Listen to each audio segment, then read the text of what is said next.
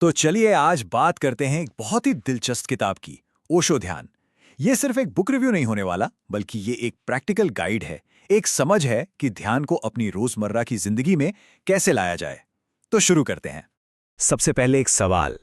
क्या कभी ऐसा महसूस हुआ है कि मन कभी शांति नहीं होता, बस एक के बाद एक विचार आते रहते हैं, लगातार बिना रुके? अगर इसका जवाब हाँ है, तो ये किताब बिल्कुल इसी समस्या की जड़ पर बात करती है। तो आते हैं पहले खंड पर। इस किताब का जो मूल सिद्धांत है वो ये है कि हमारी बेचैनी का कारण बाहर की दुनिया में नहीं, बल्कि हमारे अपने मन के अंदर ही छिपा है। यहाँ एक बहुत सीधा सा कनेक्शन बताया गया है। जितना ज्यादा हम सोचते हैं, उतना ही ज्यादा तनाव महसूस करते हैं। ओशो कहते हैं कि हमारा असली दुख, हमारी असली परेशानी बाहर की दुनिया से नहीं, बल्कि हमारे अपने ही विचारों के जाल से पैदा होती है। तो फिर इसका हल क्या है? बहुत ही सरल शब्दों में समाधान है इन विचारों का गुलाम बनने के बजाय इनका साक्षी बनना, इनसे ऊपर उठ जाना। और जानते हैं, इसी अवस्था को ओशो ध्यान कहते हैं। चलिए अब दूसरे खंड पर चलते हैं और देखते हैं कि ये आइडिया आगे कैसे बढ़ता है। यहाँ हम ध्यान की एक बिल्कुल नई परिभाषा को समझेंगे, जो शायद हमारी अब तक की समझ से काफी अलग हो। तो सबसे जरूरी बात यह है, ध्यान कोई काम नहीं है, कोई एक्सरसाइज नहीं है, ये कोई क्रिया नहीं, बल्कि एक स्थिति है।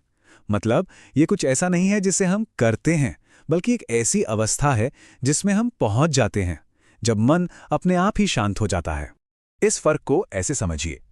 क्रिया का मतलब है कोशिश करना, जोर लगाना, जबकि स्थिति का मतलब है बस होना, बिना किसी मेहनत के, बड़े आराम से।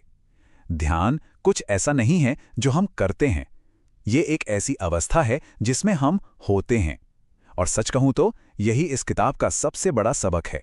ठीक है, अब जब हमने ये समझ लिया है कि ध्यान क्या है, तो सवाल उठता है कि इस स्थिति तक पहुंचे कैसे। तो हमारा तीसरा खंड हमें इसका प्रैक्टिकल रास्ता दिखाता है। और अच्छी बात यह है कि इस किताब में बहुत आसान तरीके दिए गए हैं। पहला, अपनी सांस पर ध्यान देना, बस उसे महसूस करना, आती हुई जाती हुई। दूसरा, अपने शरीर में जो भी हलचल हो रही है उसे एक दर्शक की तरह देखना। और तीसरा, अपने मन में आ रहे विचारों को बिना उनसे जुड़े बस गुजरते हुए देखना, जैसे आसमान में बादल गुजर रहे हों। ये तकनीकें इतनी आसान हैं कि कोई भी नहीं कर सकता है। और इसका नतीजा, धीरे धीरे तनाव कम होने लगता है, मन शांत हो जाता है, और सबसे बड़ी बात, हम खुद को पहले से कहीं बेहतर ढंग से समझने लगते हैं। हमारी सेल्फ अवेयरनेस बढ़ जाती है। तो अब आते हैं आखिरी और सबसे जरूरी खंड पर। इस किताब का फैसला, क्या ये किताब पढ़ने लायक है? आइए इसके मजबूत और कमजोर दोनों पहलुओं को देखते हैं। देखिए, इस किताब की सबसे बड़ी खूबी है इसकी सरल हिंदी भाषा और ढेर सारी प्रैक्टिकल तकनीकें हैं। ये बिगिनर्स के लिए एकदम बेहतरीन है। वहीं कुछ बातें थोड़ी फिलोसॉफिकल लग सकती हैं, और हर बात को समझने के लिए प्रैक्टिस यानी अभ्यास बहुत जरूरी है। सिर्फ पढ़ने से कुछ खास फायदा नहीं होगा। इन सभी बातों को ध्यान में रखते हुए इस किताब को 5 में से 4 स्टार की रेटिंग दी जा सकती है। ये वाकई में सोचने का तरीका बदल सकती है, लेकिन असर तभी होगा जब इसमें बताई गई बातों पर अमल किया जाएगा। तो आखिर में ये किताब किसके लिए है? ये हर उस इंसान के लिए है जो तनाव से गुजर रहा है, अपने मन को शांत करना चाहता है, या फिर ध्यान की दुनिया में अपना पहला कदम रखना चाहता है। उनके लिए ये किताब एक बेहतरीन गाइड साबित हो सकती है। और चलिए इस विश्लेषण को किताब की सबसे शक्तिशाली लाइन के साथ खत्म करते हैं। ये किताब पढ़ने की नहीं, करने की है। ये एक ऐसा विचार है जो हमें सिर्फ जानकारी इकट्ठा करने के लिए नहीं, बल्कि उसे अपनी जिंदगी में उतारने के लिए प्रेरित करता है। चलिए आज थोड़ा गहराई में उतरते हैं और समझने की कोशिश करते हैं ओशो के ध्यान के दर्शन को।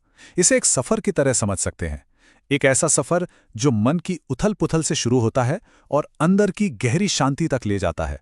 तो आइए इस सफर की शुरुआत करते हैं। तो सबसे पहले एक सवाल जो शायद हर किसी के मन में कभी ना कभी आता है, आखिर ये मन शांत क्यों नहीं रहता? एक अजीब सी बेचैनी, एक लगातार चलती हुई उधेड़-बुन, हम सबने इसे महसूस किया है। पर इसकी असली वजह क्या है? कहां से आती है ये अशांति? तो ओशो कहते हैं कि असली जो जड़ है ना समस्या की, वो यहीं छिपी है। हमारा मन एक पेंडुलम की तरह है।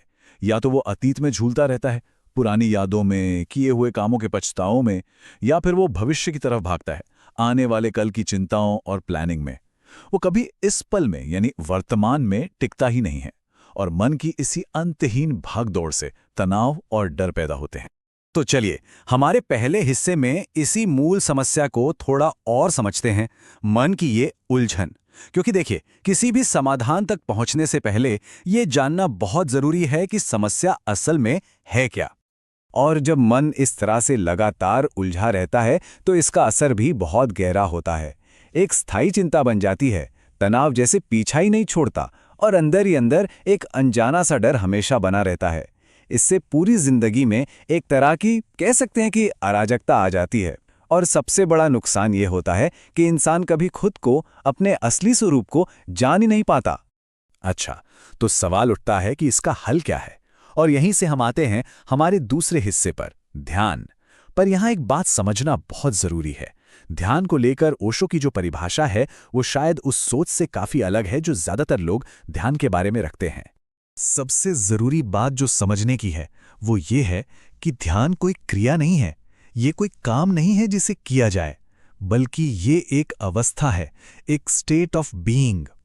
मन की वो अवस्था जब वो पूरी तरह शांत हो, जब उसमें कोई विचार न चल रहा हो। बस वही जो विचार शून्य पल है ना, वही ध्यान है। ओशो ने इसे बहुत ही सरल लेकिन गहरे शब्दों में समझाया है, जहां विचार नहीं वही ध्यान है। देखिए कितनी सीधी सी बात है। इसका मतलब विचारों से लड़ना या उन्हें दबाना नहीं है, बल्कि एक ऐसी अवस्था में पहुंच जाना है जहां विचार खुद ब खुद शांत हो जाएं। ये सब सुनने में तो बहुत अच्छा लगता है ना, पर असल सवाल तो ये है कि इस अवस्था तक पहुंचा कैसे जाए। तो हमारा तीसरा हिस्सा इसी के बारे में है, जिसमें ओशो के बताए कुछ प्रैक्टिकल तरीकों पर नजर डालेंगे। शुरुआत के लिए कुछ बहुत ही आसान तकनीकें हैं, जैसे बस आराम से बैठकर अपनी आती जाती सांस को देखना। उसे कंट्रोल करने की या बदलने की कोई कोशिश नहीं करनी, बस देखना है। या फिर मन में जो भी विचार आ जा रहे हैं उन्हें एक दर्शक की तरह दिखना, जैसे आसमान में बादल गुजर रहे हों और हम बस उन्हें देख रहे हों। या अपने शरीर में हो रही हर छोटी बड़ी सनसनी को पूरी जागरूकता से महसूस करना। इन सब में एक ही बात कॉमन है, जोर जबरदस्ती नहीं, सिर्फ जागरूकता। लेकिन इसके अलावा ओशो ने एक बहुत ही खास और कह सकते हैं कि आज की भाग-दौड़ भरी जिंदगी के लिए एक बहुत ही असरदार तकनीक दी है, जिसे डायनामिक मेडिटेशन कहते हैं। इसके 5 चरण हैं। पहले, बहुत तेजी से सांस लेकर शरीर में ऊर्जा भरनी है। दूसरे चरण में मन में दबी हुई सारी भावनाओं को चीखकर, चिल्लाकर, कूदकर बाहर निकाल देना है। तीसरे में एक मंत्र या ध्वनि के सहारे उस ऊर्जा को ऊपर की ओर उठाना है। चौथे में अचानक सब कुछ रोककर एकदम स्थिर, मौन हो जाना है और जो भी हो रहा है उसका साक्षी बनना है। और 5वां और आखिरी चरण है नृत्य और उत्सव, उस आनंद को सेलिब्रेट करना। चलिए, अब हम इस पूरी चर्चा के शायद सबसे गहरे और सबसे अहम हिस्से पर आते हैं, साक्षी भाव। यही वो चाबी है जो ध्यान करने से ध्यान होने तक का दरवाजा खोलती है। इसे समझना वाकई बहुत जरूरी है। और इसकी शुरुआत होती है एक बहुत ही सीधी सी बात को गहराई से समझने से, कि ये जो विचार मन में चल रहे हैं वो हमारी असली पहचान नहीं है। यहाँ तक कि ये मन भी हमारी असली पहचान नहीं है। हमारी असली पहचान इन सबसे परे, इन्हें देखने वाले की है। ओशो इसे सीधे सीधे कहते हैं, खुद को शरीर या मन मत समझो, खुद को दर्शक समझो, एक ऑब्जर्वर, एक साक्षी। ठीक वैसे ही जैसे कोई सिनेमा हॉल में बैठकर पर्दे पर चल रही फिल्म को देख रहा होता है। वो फिल्म का हिस्सा नहीं होता, वो तो सिर्फ देखने वाला होता है। बस ऐसे ही अपने मन में चल रहे विचारों की फिल्म को देखना है। और जानते हैं, जैसे ही ये साक्षी भाव सधने लगता है ना, कमाल के बदलाव आने शुरू हो जाते हैं। विचार खुद से अलग महसूस होने लगते हैं, जिससे मन की जो पकड़ है वो ढीली पड़ जाती है। शांति पाने के लिए कोई मेहनत नहीं करनी पड़ती, वो तो बिना किसी कोशिश के अपने आप आने लगती है। और धीरे धीरे वो मैं यानी अहंकार, जो सारे दुखों की जड़ माना जाता है, वो घुलने लगता है। तो ये सब करके पहुंचना कहाँ है, मतलब इस पूरी यात्रा की मंजिल क्या है? ये हमें हमारे आखिरी हिस्से पर लाता है, इस सब का अंतिम लक्ष्य। ध्यान का जो अंतिम लक्ष्य है वो है आत्मज्ञान, यानी ये जानना कि किसी की असली पहचान क्या है। और जब वो मैं यानी अहंकार मिटता है तो सच्ची खुशी अपने आप जाहिर होती है। जीवन बहुत हल्का और आनंद से भरा हुआ महसूस होने लगता है। यही डर और तनाव से पूरी तरह की मुक्ति है, असली स्वतंत्रता। तो अंत में ओशो के दर्शन का पूरा सार शायद इस एक वाक्य में छिपा है, ध्यान करना नहीं है, ध्यान में होना है, ये करने और होने के बीच का जो फर्क है, अगर ये समझ आ गया तो सब समझ आ गया। तो अंत में ये पूरी बातचीत एक सवाल पर आके रुकती है। बाहर की दुनिया में तो न जाने कितने सफ़र होते रहते हैं, पर ये जो अंदर की यात्रा है, इसकी शुरुआत कब होगी? ये एक ऐसा सवाल है जिस पर सोचा जा सकता है।